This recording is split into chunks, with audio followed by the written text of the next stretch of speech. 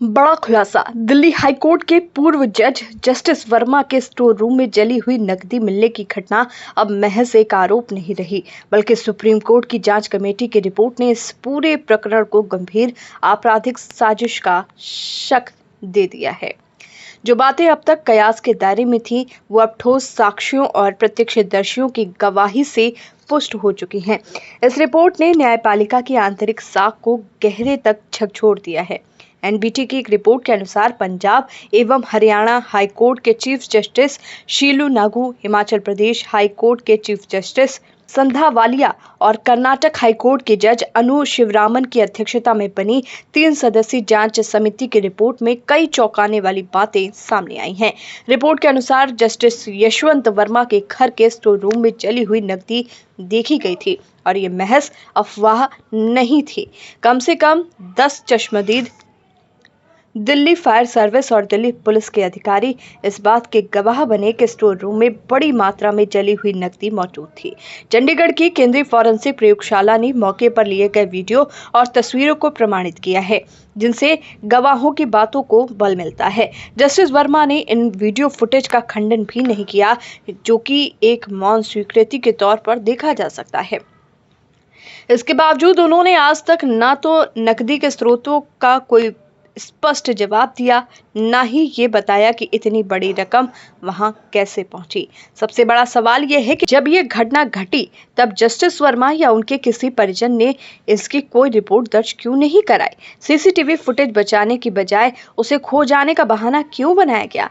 जबकि समिति ने ये साफ कहा है कि उनके पास फुटेज सुरक्षित रखने का पर्याप्त समय था। कमेटी की रिपोर्ट ये भी बताती है कि जस्टिस वर्मा के घरेलू कर्मचारी ही जली हुई नकदी को स्टोर रूम से हटाने में मदद कर रहे थे।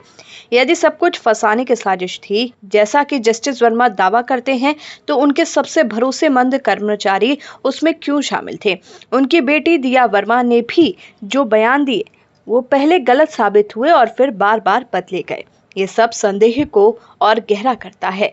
रिपोर्ट में यह भी स्पष्ट किया गया कि स्टोर रूम तक आम लोगों की पहुंच नहीं थी। वहां सिर्फ जस्टिस वर्मा और उनके परिजनों की अनुमति से ही कोई जा सकता था।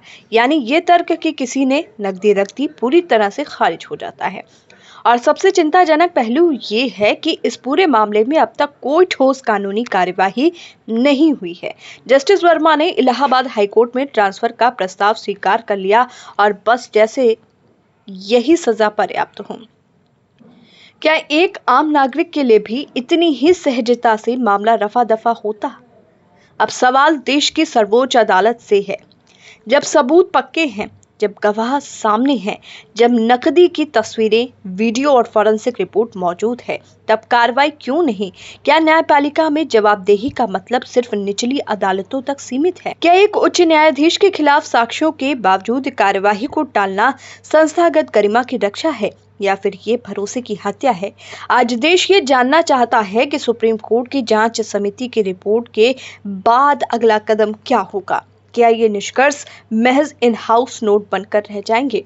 क्या जस्टिस वर्मा पर मुकदमा चलेगा, या फिर न्यायपालिका का ये काला धब्बा भी चुप्पी की कालीन में दबा दिया जाएगा? ये मामला व्यक्तिगत नहीं रहा, ये पूरे न्यायिक तंत्र की साख से जुड़ा प्रश्न बन चुका है। अगर आज इस पर संजीदगी से कार्रवाई नहीं होती, तो कल कोई भी इस तंत्र को शंका की नजर से देखने से नहीं चूकेगा।